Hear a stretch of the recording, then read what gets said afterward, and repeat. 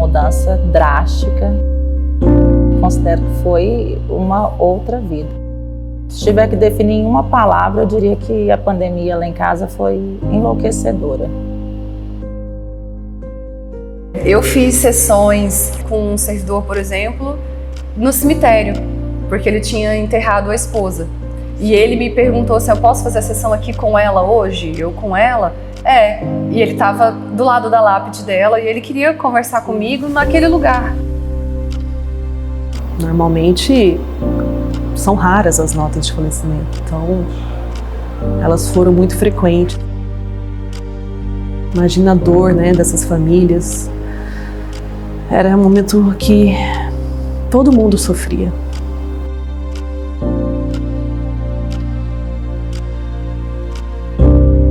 Eu considero a pandemia causada pela Covid-19 um período mais dramático da humanidade.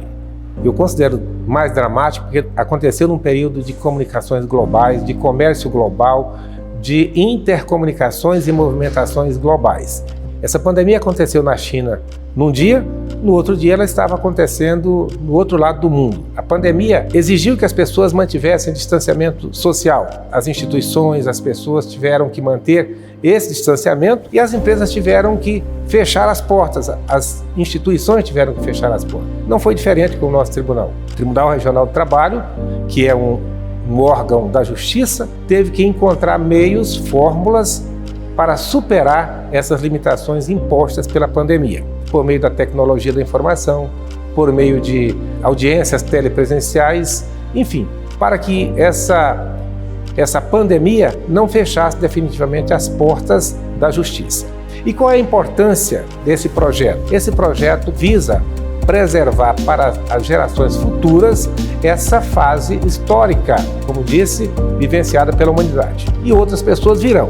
Essas pessoas que virão posteriormente poderão estudar como foi que nós atravessamos essa quadra, como disse, dramática da história vivenciada pela humanidade e, em particular, pelo Tribunal Regional do Trabalho da 18ª Região.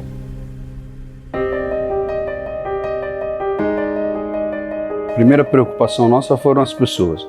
Não só o nosso público interno, magistrados, servidores, mas toda a comunidade que é envolvida pela atividade do tribunal. Porque a atividade do tribunal, ela gera movimentação social. Pessoas que pegam ônibus para vir para cá, que estariam em contato com outras pessoas nesse transporte coletivo, nas ruas. Então, a nossa principal preocupação naquele momento foi com as pessoas todas que poderiam ser afetadas pela atividade do tribunal. A primeira coisa foi a limitação drástica de atuação presencial no tribunal. Isso em cumprimento, inclusive, às determinações do próprio Conselho Superior da Justiça do Trabalho e do Conselho Nacional de Justiça.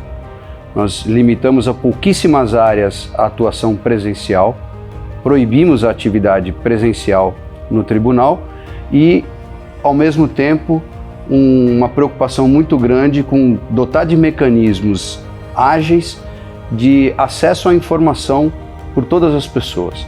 De que maneira é isso, né? A intensificação, a criação do uso de ferramentas tecnológicas para a gente poder fazer nossas reuniões, as deliberações por meio de videoconferências, por exemplo, né? O desvio de chamadas dos nossos ramais para que automaticamente fossem desviados para os celulares dos servidores, para que nós pudéssemos esclarecer a população sobre o que estava acontecendo no âmbito do tribunal, como se daria, o que aconteceria com as audiências agendadas, com a forma de prestação de serviços. Era necessário canais de comunicação entre o tribunal e o seu público interno. Os próprios servidores estavam muito perdidos no qual seria o procedimento, o que eles deveriam fazer, como deveriam fazer, e também a sociedade como um todo, né? Os advogados, as partes, né, tinham audiências marcadas, não sabiam se viriam, se não viriam, como que se daria isso. Essas foram as primeiras medidas mais emergenciais daqueles primeiros momentos, destacando que nós tínhamos uma incerteza muito grande do tempo de duração daquelas medidas. Esse processo foi também muito afinado, muito em cumprimento às diretrizes que vinham dos conselhos superiores, mas também assim um período de muito intenso em que houve um trabalho muito colaborativo entre, principalmente, a presidência, em parceria com a corregedoria do tribunal, e uma atuação decisiva por parte da Secretaria-Geral da Presidência, da Secretaria-Geral Judiciária, da Secretaria de Mandados Judiciais, no sentido de viabilizar o funcionamento remoto do tribunal, viabilizar a realização dessas audiências e sessões por meio de uma tecnologia que não vinha sendo utilizada para essa finalidade ainda, né? E para isso havia uma necessidade premente de criação, de estabelecer o regramento para isso, estabelecer todos os normativos. Então, foi um trabalho hercúleo feito entre a presidência, a corregedoria, uma parceria muito grande com o desembargador Daniel Viana Júnior, uma participação importantíssima e muito relevante da Associação dos Magistrados do Trabalho, a AMATRA, na elaboração, um trabalho coletivo, na elaboração desses normativos, na divulgação desses normativos e também na sensibilização de todos os envolvidos, né? Ministério Público, advocacia, na criação desses normativos, implantação e execução dessa nova modalidade, sabendo que nós tínhamos que equilibrar o cuidado com a saúde das pessoas, mas sem perder de vista a relevância da nossa atividade social, que é uma atividade indispensável, que é uma atividade que não poderia parar, a entrega da jurisdição, principalmente na área trabalhista e no momento de crise. O tribunal sempre cultivou uma relação institucional muito sadia, muito transparente e de muita parceria com a advocacia. A nossa administração, naquela época, nós inclusive inserimos, isso antes da pandemia, a OAB no âmbito da administração do tribunal, com participação na maior instância deliberativa da nossa governança, que é o Comitê de Governança e Gestão Participativa. A OAB, o nosso tribunal, acredito que ainda seja o único, mas com certeza foi o primeiro tribunal em que a advocacia tem uma participação ativa nesse Comitê de Governança, não só com assento, mas com voz e voto.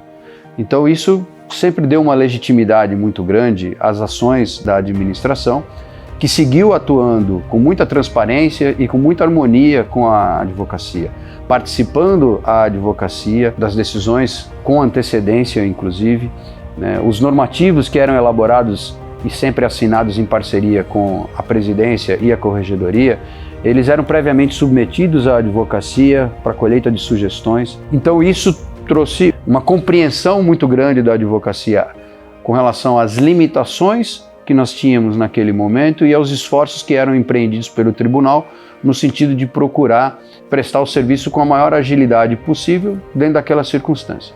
Isso com relação à advocacia.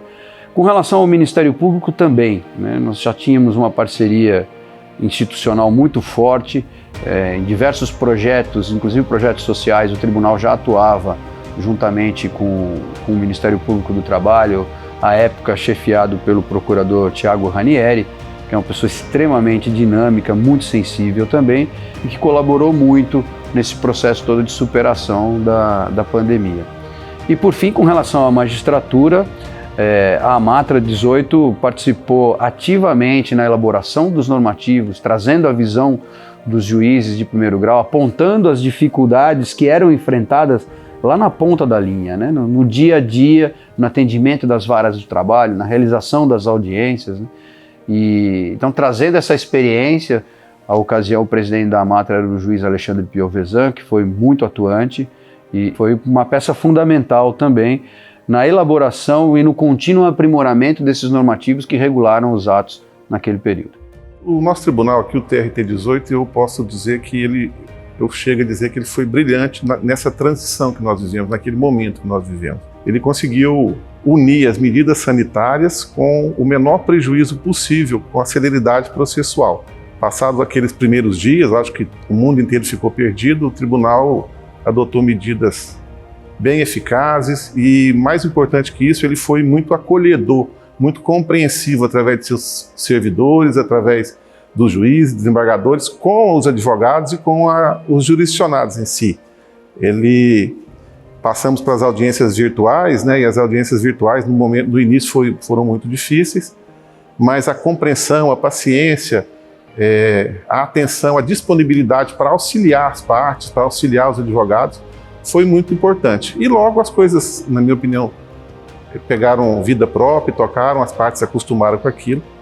E um detalhe importante que eu acho que a gente tem que lembrar é que o tribunal foi muito aberto e no comitê de gestão da época do Covid, ele abriu para que a ordem e para que a associação participasse. Então as decisões foram tomadas junto com a advocacia e isso também facilitou muito. A nossa preocupação era com a preservação da saúde dos magistrados e servidores, além dos outros colaboradores do tribunal. Então o tribunal, já de imediato, adotou algumas estratégias para a gente, de acordo com o avanço da pandemia, a gente ir aumentando o número de magistrados e servidores que passariam a fazer os trabalhos de sua residência, em home office.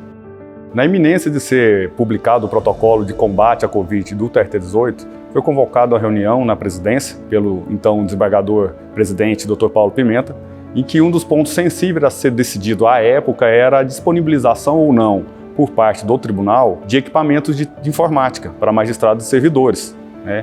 Hoje, não só hoje, mas na época também, acredito que não tinha outra decisão que não a que foi tomada, que sim, o tribunal iria disponibilizar, até mesmo para conseguir garantir a continuidade do serviço. Então seria feito um agendamento, os servidores não precisavam levar essas máquinas à STI, diminuindo a exposição de contato físico, que era mais uma vez, uma das principais medidas a ser adotadas na época.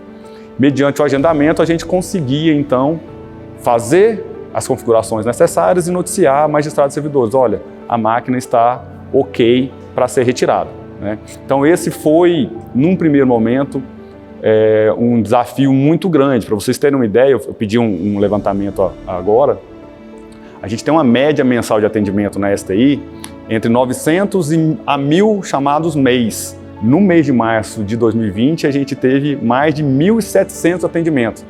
Então isso representa um aumento de mais de 70% de atendimento em dias, em meses normais. Então, em síntese é isso, ferramental e expertise não foi um problema para dar a esse suporte a desembargadores, magistrados e servidores, mas sim o volume exacerbado de chamados que se apresentaram à época. A nossa secretaria ela ficou incumbida pela administração da época de gerenciar um projeto de retomada, de retomada dos serviços como um todo, ainda que de maneira telepresencial, que era o que se podia na época, mas também já preparar o terreno para uma volta futura presencial, que a gente sabia que em algum momento isso ia acontecer. Então nós elaboramos o plano intraorganizacional de retomada dos serviços, por critérios científicos, lógico, olhando ali o que a imprensa traz, mas também olhando o que as universidades traziam, o que os conselhos nacionais traziam sobre o tema, com indicadores, como fora do país muitos governos já estavam utilizando. E o nosso tribunal saiu na frente também, se pautando por esses critérios científicos. Ficou também a cargo da Secretaria-Geral Judiciária a apresentação de propostas de regulamentações, outras como do balcão virtual, que o atendimento ao público passasse a ser também telepresencial, mas num formato bem estruturado, assim como do cumprimento de diligências pelos oficiais de justiça. Também a apresentação da minuta de regulamentação do juízo 100% digital, que nada mais é do que o processo todo tramitado de forma eletrônica. Ficamos também responsáveis por toda a orientação relativa à utilização dos sistemas, essa parte toda em parceria com a Secretaria de Tecnologia da Informação, mas as dúvidas negociais que a gente diz, que são as dúvidas ali de utilização mesmo do sistema, seja para o público interno, seja para o público externo, ficaram também sob a nossa responsabilidade. Nós tomamos todas as medidas preventivas para fazer com que todos os atores processuais, todos os atores da audiência fossem preservados no que diz respeito à manutenção da sua saúde em face da pandemia propriamente dita, a preocupação em primeiro lugar com o ser humano, a partir de uso de máscaras, álcool gel e todas as medidas profiláticas necessárias à manutenção da nossa incolumidade pessoal. Um segundo ponto foi o advento da tecnologia. A tecnologia, a partir do apoio da Secretaria de Tecnologia da Informação, nós podemos dizer, ademais, que com o evento da pandemia, a questão dos meios tecnológicos fizeram com que nós aumentássemos a produtividade, a eficiência, a eficácia e a entrega da prestação jurisdicional em todos os seus aspectos. Foi uma experiência bem diferente. Eu me recordo que estávamos todos muito ansiosos, porque já estávamos parados há algum tempo. Havia uma preocupação muito grande de se entregar a prestação jurisdicional. Os créditos de natureza trabalhista têm natureza alimentar, então estávamos todos muito ansiosos com o retorno. E o retorno ainda não era possível à época. A solução encontrada foi fazer a audiência telepresencial, então tinha aquela dificuldade, aquela ansiedade em se saber se iria funcionar ou não para processos, né, para ouvir testemunhas e partes. O que eu mais senti mesmo foi uma ansiedade maior e uma preocupação maior dos próprios colegas magistrados em saber se conseguiriam. E depois do meu retorno, que foi um feedback positivo, muitos me relataram que, vamos encarar também o desafio, vamos começar a colocar as audiências em prática. Foi um misto, né? Ao mesmo tempo, assim, uma coisa, não deixava de ser uma coisa desafiadora e ao mesmo tempo, assim, feliz por estar podendo explorar essa possibilidade, rompendo resistências que havia no judiciário já há mais tempo, a possibilidade de uma atuação remota, a possibilidade de um advogado fazer uma sustentação oral por videoconferência, né? Era algo que gerava uma certa resistência no âmbito do nosso tribunal e de repente aquilo ali estava se tornando realidade. Então eu tinha uma perspectiva de que aquilo ali não teria volta e isso seria um aspecto positivo, mas ao mesmo tempo uma sensação muito ruim de que nós estivéssemos sendo compelidos a fazer uso dessa tecnologia naquela circunstância, uma circunstância de muita apreensão, de muito medo, né? Uma situação muito triste, né? Em que tantas e tantas vidas estavam sendo perdidas ali ao nosso redor. Os momentos mais difíceis é ter que fechar o tribunal, né? Ter que proibir essa presença, essa circulação, esse encontro das pessoas aqui. Isso foi muito traumático naquele momento, era algo inimaginável, né? Como eu já mencionei, se imaginássemos que seria um período muito curto, seria tolerável, né? Mas com o passar do tempo aquilo ali era uma coisa muito angustiante, né? Era muito triste andar por esses corredores totalmente vazios, onde antes fervilhava ali de movimento de pessoas, de servidores, de advogados e ver aquilo ali tudo vazio, aquilo ali tudo parado, né? Nós conseguimos, ainda em meio à pandemia, nós conseguimos finalizar a construção do complexo trabalhista, que era uma obra que vinha sendo executada com muita dificuldade ao longo aí de muitos anos por sucessivas administrações, e coincidiu que nós conseguimos terminá-la e inaugurar por ocasião da data de celebração dos 30 anos do tribunal, em novembro de 2020. Não foi a solenidade de inauguração como nós gostaríamos, obviamente, não poderíamos fazer uma coisa como tinha sido planejado, mas a situação sanitária já permitiu que houvesse uma solenidade presencial limitada, com poucas pessoas. Nós tivemos a presença do governador do estado e diversas autoridades, né? Algumas autoridades. Para se ter uma ideia, a presença de magistrados foi extremamente limitada, mesmo os desembargadores foi limitada a presença de alguns poucos, mas foi um momento aí de satisfação, né? Poder entregar essa obra tão importante ao tribunal, fruto do trabalho aí de tantas e tantas administrações que haviam antecedido e se empenhado tanto. Também nessa mesma ocasião o tribunal recebeu o prêmio CNJ de qualidade na categoria Diamante. Também foi um momento de reconhecimento muito importante, que em meio toda aquela situação da pandemia, o coletivo todo aí de servidores e de magistrados ainda conseguiu se destacar em todos os critérios da premiação. Mas o principal elemento de satisfação era perceber o reconhecimento das pessoas, né? Que isso não faltou. O reconhecimento das pessoas ao que a administração fez, as preocupações da administração, né? Um reconhecimento que a gente tinha nos poucos cruzares de olhares presenciais, mas também por diversas mensagens, por e-mails, que respaldavam a administração e que reconheciam esse empenho da administração no cuidado com a saúde de todos e, ao mesmo tempo, equilibrando essa necessidade de seguir prestando serviços, né? Eu diria que a principal delas, talvez, é de que nós não podemos subestimar os alertas e as preocupações fundadas e vindas dessas áreas técnicas e baseadas na ciência, né? Graças à qual nós conseguimos ainda atravessar todo aquele período, né? E uma outra lição também, para mim, importantíssima, né? Arraigou essa convicção, que era uma percepção que eu já tinha, né? É do quanto o nosso tribunal possui servidores qualificados, né? E dedicados, né? Comprometidos, né? Como houve naquele momento ali uma união de esforços, uma superação de restrições talvez que um ou outro tivesse, mas assim, todos muito comprometidos, que o importante era atravessarmos aquilo ali.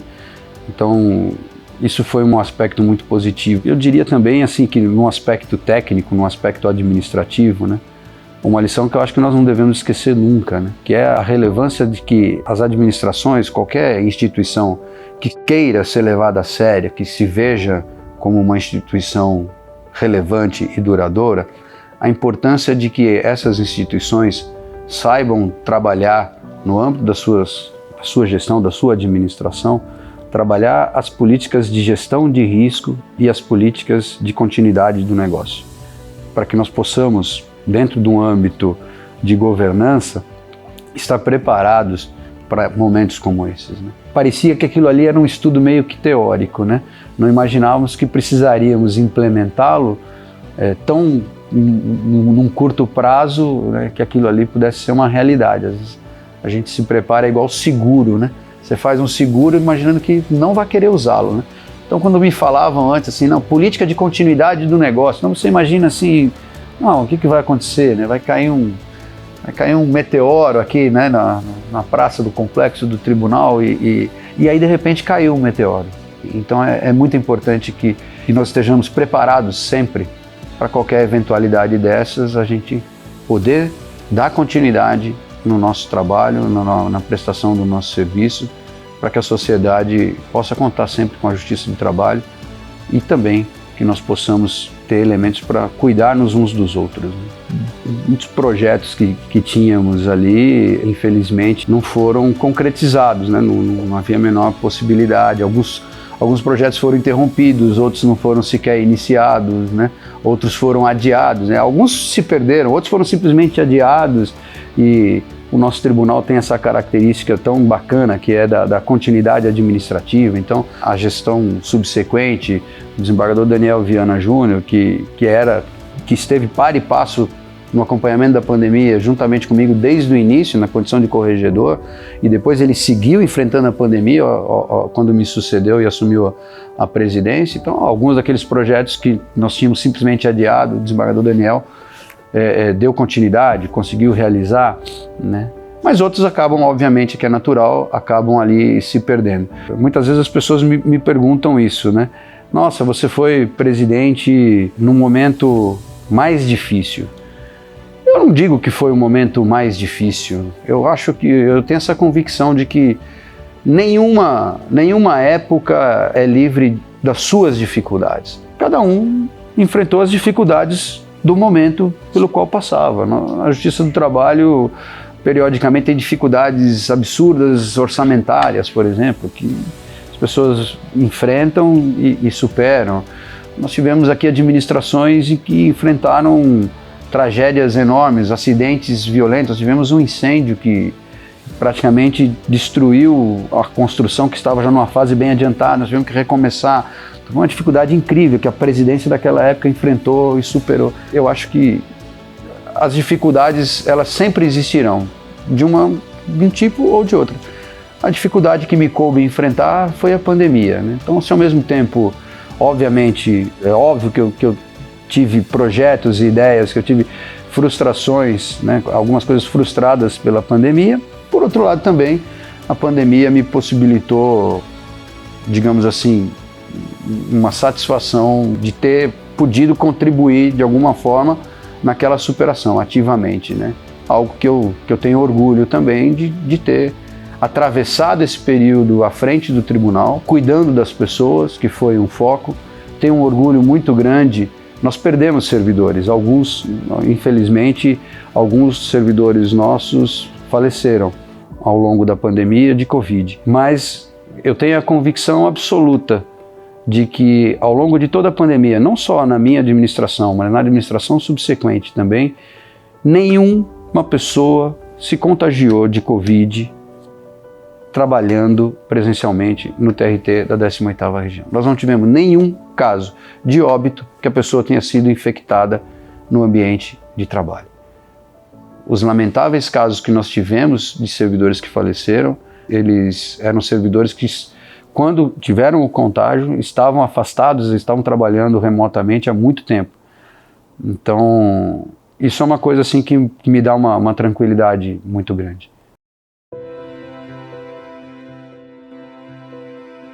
Desde o início, o serviço médico permaneceu de sobreaviso, né, funcionando no tribunal, e bem cedo também foi iniciado o serviço de teleatendimento. Então, o atendimento remoto, através de teleconferência, que era um serviço ainda que não existia aqui. Praticamente não vinha sendo usado dentro do tribunal ainda. Foi um período de muito estresse, né, para a população como um todo, e esse isolamento social. Então, essa combinação de mudança de rotina, alto nível de estresse, isolamento social, levou ao aumento da incidência de uma série de problemas na área psiquiátrica. Durante a pandemia, nós tivemos um grande desafio, né, comunidade de saúde. A gente sabe que era uma pandemia de saúde pública, então é claro que houve uma demanda aumentada para o setor, ao mesmo tempo em que as pessoas foram para casa forçadamente, né, pelas normas sanitárias. A pandemia de Covid trouxe um momento de muita ansiedade, muito medo, medo real, né, de perder pessoas queridas. A gente teve também a necessidade de se adaptar num contexto doméstico em que tudo passou a ser realizado ali naquele contexto. Trabalho, cuidar de criança, conviver com o marido, todas as outras demandas possíveis a gente resumiu a um espaço que antes a gente às vezes nem habitava tanto, né, com tantas atividades que a gente faz. Então foram surgindo demandas outras que a gente se viu naquele momento, então, provocadas, né, a pensar, então, qual é o nosso papel como psicólogas do tribunal junto aos servidores que vivem um contexto completamente diverso e com demandas muitíssimo relevantes e importantes, né, num contexto de muito sofrimento. E isso, além de mudar o nosso jeito, também nos fez expandir a nossa atuação no sentido de acolher essas novas demandas, porque a gente entendeu que era o que a gente devia fazer naquele momento. A gente percebia, assim, algumas pessoas, né, os servidores, que já tinham agravos à saúde mental, com certeza tiveram a saúde mental piorada. E às vezes aquela pessoa que não manifestava, às vezes, algum quadro muito significativo, passou a manifestar. Então, a gente quase que entendia que foram raríssimas as pessoas que podiam dizer que estavam até melhores. A maioria das pessoas ou pioraram ou desenvolveram algum dano. E isso, claro, atingiu a todos, atingiu as crianças, os jovens, os próprios servidores, os idosos. Para mim, foi lidar com os casos muito graves.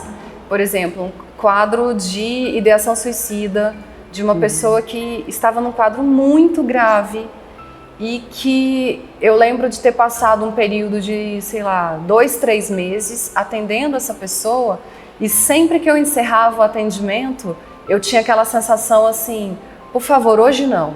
Assim, me dá mais um dia para tentar te ajudar. assim, com um receio muito grande mesmo de que essa pessoa cometesse um ato de autoextermínio, porque eu acho que esse foi para mim o meu maior desafio, de passar um tempo em que eu ficava assim, nossa, não deixa, me dá mais um dia, deixa eu tentar mais um pouco.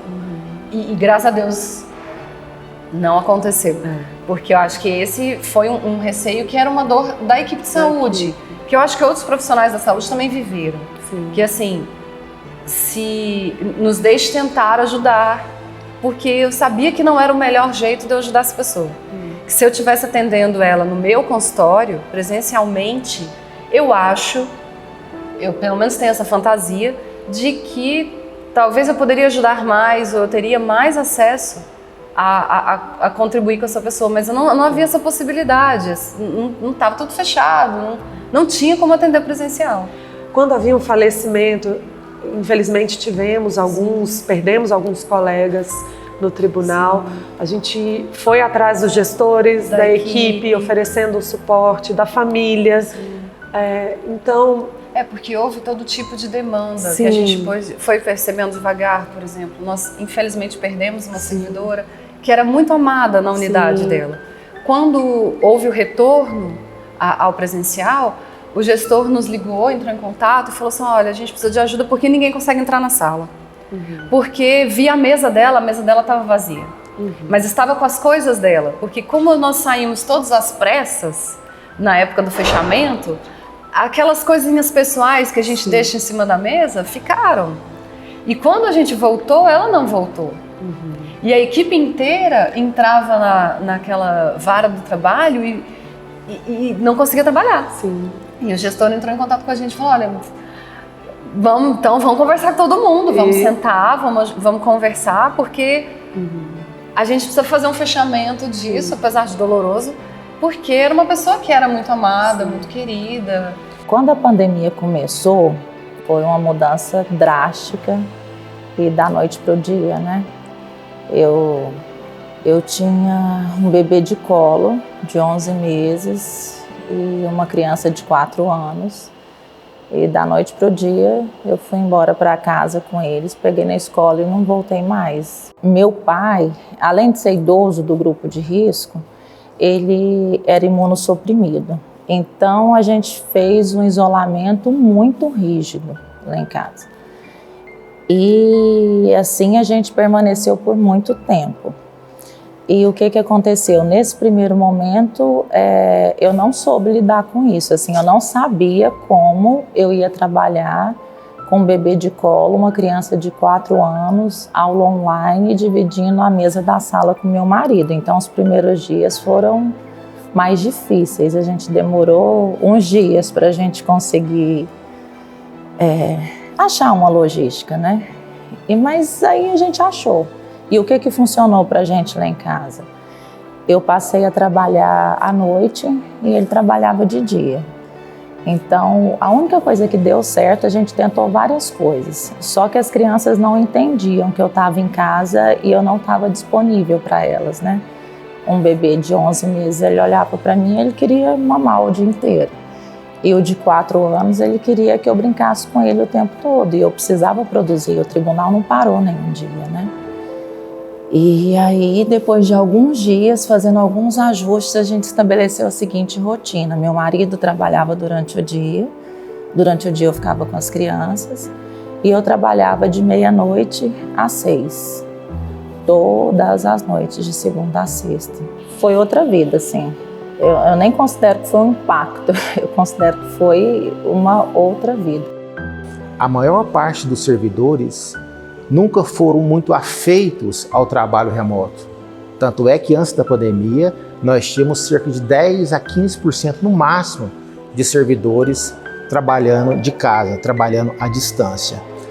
Então, no começo, em março de 2020, quando foi declarada a pandemia, nós reunimos todo mundo e falamos da necessidade, né, de que todos nós começássemos a partir dali a desenvolver suas atividades à distância. A gente foi trabalhando na mudança de mentalidade, tá? Primeira coisa que nós fizemos foi a adaptação das reuniões mais curtas, reuniões mais objetivas, né? Nós passamos a fazer reuniões quase que diárias, né, para poder saber como que estava o funcionamento, para colher os feedbacks dos servidores. E outra coisa também, a gente passou a não exercer um controle muito rígido da jornada de trabalho. Foi aí na pandemia que nós começamos a ver a necessidade de controlar não o tempo trabalhado pelo servidor, que nós não tínhamos essa ferramenta, mas a produtividade do servidor. Então, eu digo para você que mais do que soluções tecnológicas, o que mudou foi a mentalidade do tribunal e dos servidores. A dificuldade nossa foi justamente o quê? Criar uma cultura, né? Trazer a tranquilidade para os servidores, para os magistrados, para que eles pudessem desempenhar as suas atividades porque a grande questão do teletrabalho não é o teletrabalho em si, foi as condições em que o teletrabalho integral foram implementadas no Brasil, num período pandêmico, né? Nós tivemos a maior pandemia da nossa história recente. Então as pessoas tiveram que conviver com medo da morte, as pessoas tiveram que conviver com perda de familiares, de entes queridos, as pessoas tiveram que conviver com o trabalho em conjunto com as atividades do dia a dia. No primeiro dia em que foi decretada a pandemia, a gente saiu espalhando cartazes por todo o interior do prédio aqui na capital e também mandamos cartazes para o interior já falando sobre as necessidades de distanciamento que teriam que ser observadas, né, para a saúde e segurança de todos. Então, quando isso aconteceu, nós tivemos que realmente pensar numa estratégia de comunicação que pudesse manter todo mundo informado. Era uma nova sistemática. Passou-se então a ter as audiências de forma telepresencial. Então nós tivemos que lançar manuais explicando como que seria essa nova sistemática.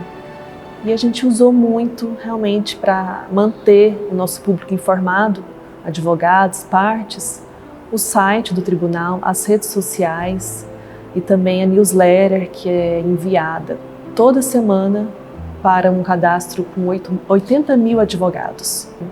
Nós fizemos uma campanha nas redes sociais para engajar e para mostrar e para humanizar também. Porque de repente todo mundo foi trabalhar em casa. Então nós criamos uma campanha que foi a seguinte: mostrar que a casa daquele servidor e colocar nome nas pessoas. Então a gente pediu, mande fotos do seu local de trabalho, que é a sua casa. E a gente recebeu várias fotos de juízes, servidores, desembargadores.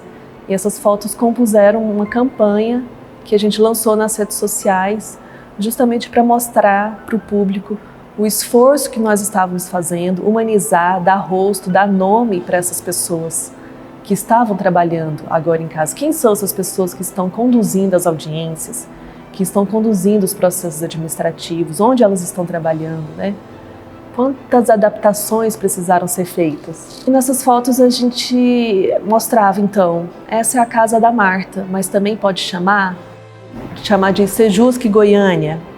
Essa aqui é a casa da Flávia, ela mostrava ela lá com os filhos, mas também pode chamar de Secretaria da Corregedoria Regional. Então, nós tivemos realmente esse cuidado de trazer o nosso público para perto também, né? Aproximar, mostrar que a justiça estava enfrentando esse problema tão grave, com responsabilidade, né? Realmente investindo nesse trabalho remoto, mas também valorizando o seu público e priorizando a prestação jurisdicional, que não ficou para trás.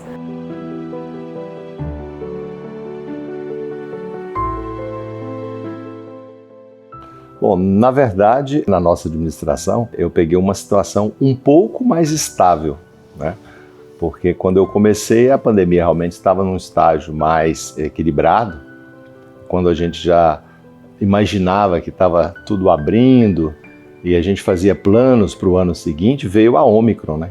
E aí recrudesceu todo o cenário de pandemia de novo e trouxe muito transtorno, nós tivemos que fechar novamente.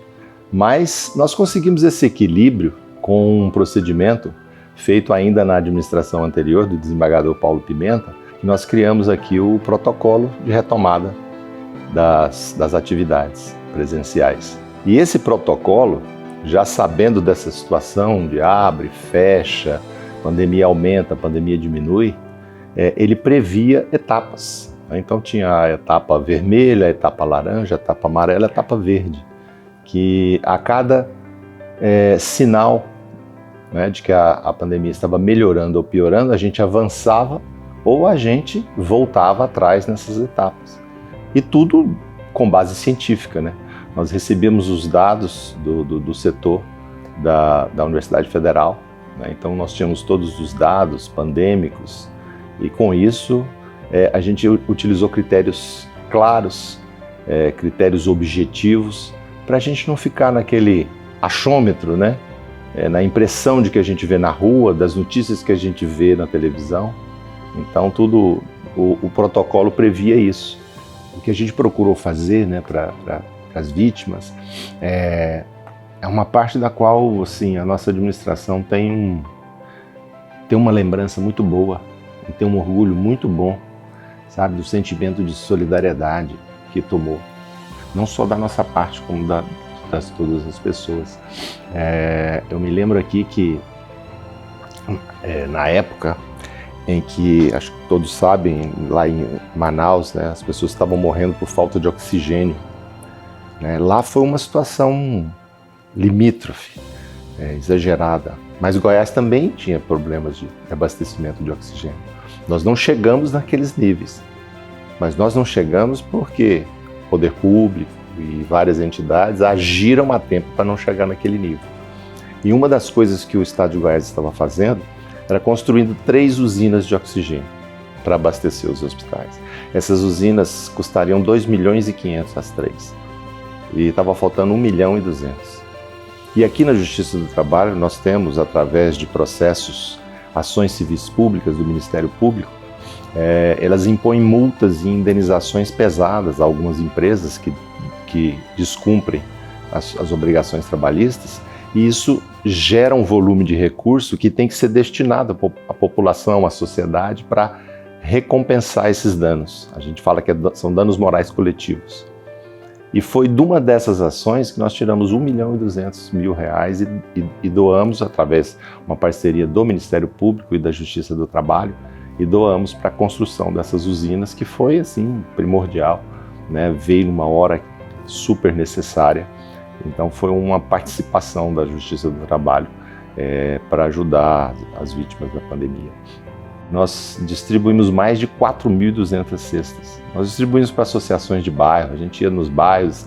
Eu lembro num bairro aqui que nós fomos em Goiânia, que num campo de futebol, famílias reunidas 5 metros uma da outra, e a gente distribuindo, todo mundo de máscara, todo mundo longe.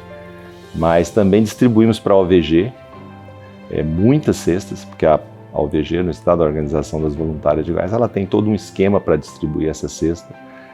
A CUFA, Central Única, né, as favelas, também nós estivemos lá e distribuímos muitas cestas.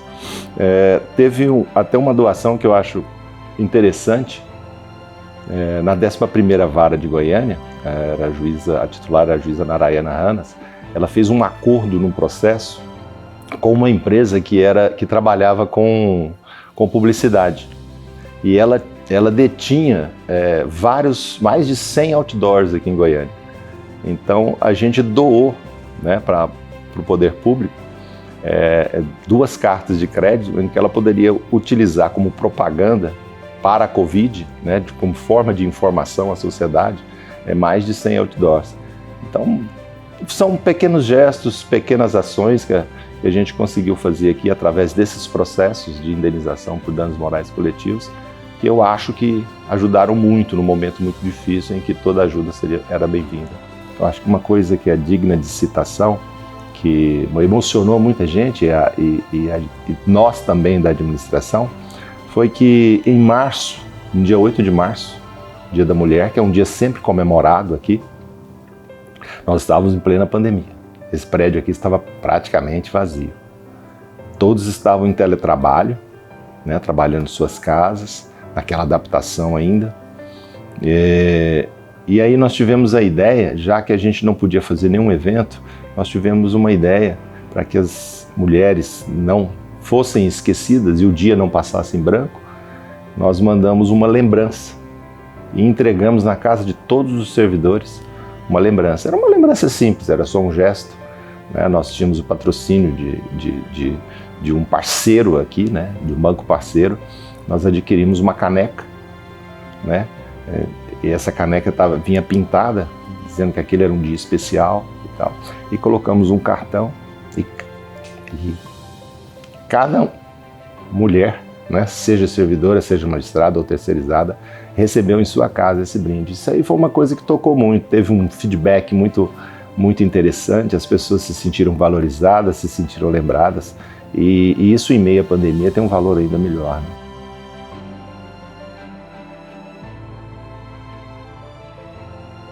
A partir de 2021, tivemos a parte do retorno ao tribunal. E como é que isso foi feito? Isso foi feito de forma bem gradativa. Nós tínhamos um protocolo de ações que foi muito bem elaborado pela Secretaria-Geral de Governança e Estratégia e também pela Secretaria-Geral Judiciária, tá? Com o apoio da Secretaria-Geral da Presidência e da Diretoria-Geral, mantendo todos os cuidados necessários com a utilização de máscaras, álcool gel e evitar a aglomeração, e principalmente mantendo em casa os magistrados e servidores que tinham a comorbidade. Foi uma ação muito bem orquestrada, seguindo um protocolo técnico, com pessoas da área de saúde, tá? E equilibrando com o retorno gradativo às dependências do tribunal. Que as pessoas não queriam voltar. Não queriam voltar por dois motivos que eu reputo essenciais na época. Primeiro, aquele medo de trabalhar em casa já tinha sido superado. Todos já estavam com a sua vida organizada, tá? E o trabalho estava fluindo normalmente. Então, para que voltar, se eu já estou adequado a essa situação? Esse era o primeiro ponto. O segundo ponto, e se a pandemia voltar daqui 2 dias, 3 dias? E se houver uma nova onda de contaminação? Então, de um lado tinha o conforto que já estava adequado e do outro lado o medo da retomada. Então coube a administração nesse momento, e aí a gente teve um trabalho muito bacana da parte de saúde, das nossas psicólogas, dos médicos, de mostrarem à nossa comunidade interna de que o vírus já estava controlado, de que deveríamos apenas manter os cuidados, né? Mas que já poderíamos retomar a vida. O grande desafio que nós enfrentamos foi essa retomada, tá? E mostrar para os nossos magistrados e servidores que era seguro voltar. Era seguro voltar e era necessário voltar, tá? Porque o Tribunal do Trabalho, propriamente dito, é um tribunal social. Ele precisa estar no local, ele tem que estar com a cara ali na frente das pessoas.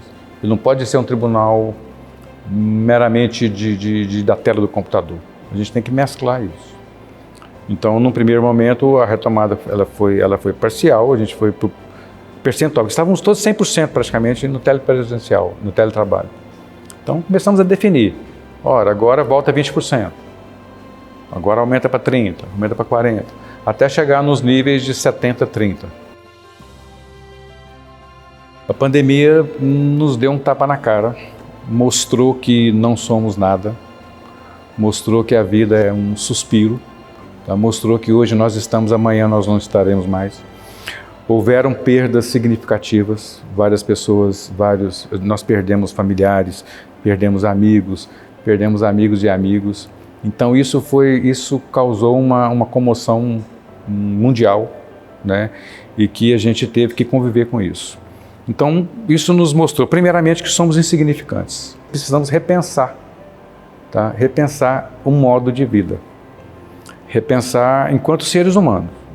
Repensar que devemos muito ao próximo, devemos fomentar a qualidade de vida, a qualidade no trabalho, a qualidade das amizades, a qualidade da família. Tudo isso a gente precisa repensar. Então, o grande desafio que eu acho é readequar esse novo modelo ao que a pandemia nos mostrou. As estatísticas indicam que as pessoas que ficaram entre 85% de intubação e internação, que foi meu caso, não estão aqui para contar a história. Então, sou grato e sou gratíssimo à ciência, porque graças à ciência muitas pessoas aqui permanecem, podem continuar suas vidas. Dessa minha experiência ficou, de fato, a gratidão pela vida, a gratidão pelas pessoas que por mim intercederam e que permitiu ao Criador, segundo o entendimento de que mereci, aqui permanecer. Foram momentos muito difíceis, né? Começou com uma leve dor de garganta, que persistia, apesar dos remédios, até que, por insistência da família, eu fui fazer o exame do teste Covid. No auge, né, no pico mesmo da doença, hospitais totalmente cheios, e aí eu fui até o hospital, que já sugeriu que eu me internasse imediatamente, né? Chegou um momento que não tinha um grama de músculo no corpo, né? Não tinha um músculo no corpo, as costas vermelho vivo, descaras, não tinha feridas por todo lado das minhas costas. E aí eu acho que foi uma providência divina, né? Deus realmente me resgatou desse momento. Fiquei 26 dias na UTI, né, em estado gravíssimo. Tive mais de 90% de comprometimento pulmonar.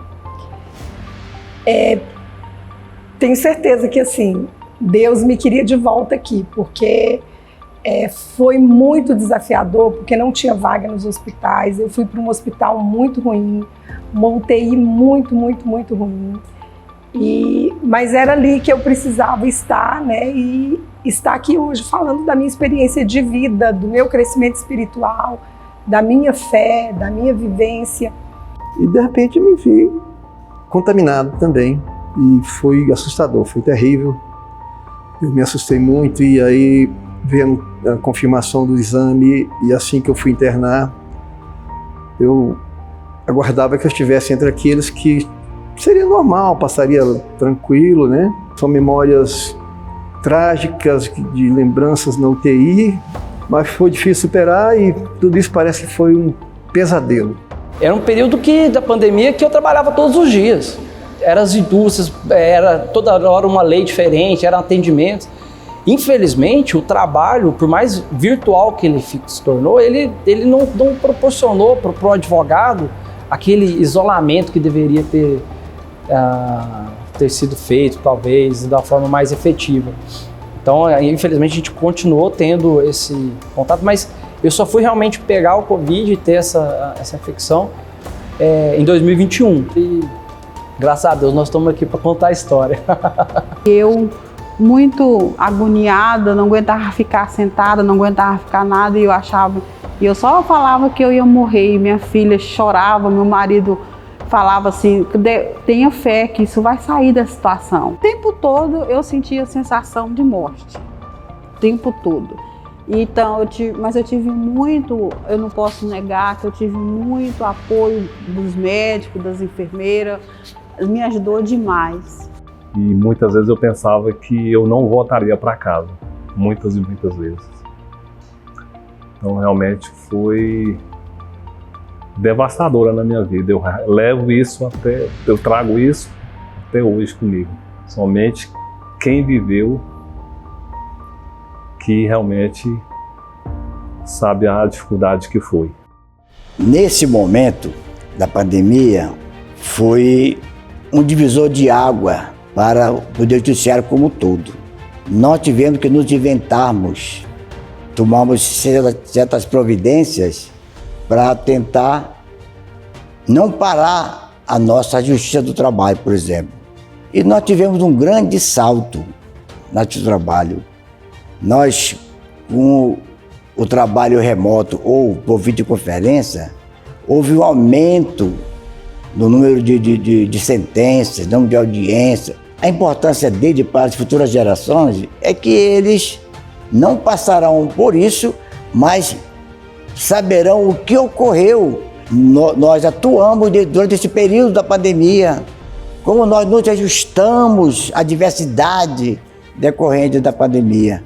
Então, essa nova geração, ao tomar conhecimento do que foi feito, foi adaptado nesse período, ficará pensando, poxa, eles tiveram que se reinventar.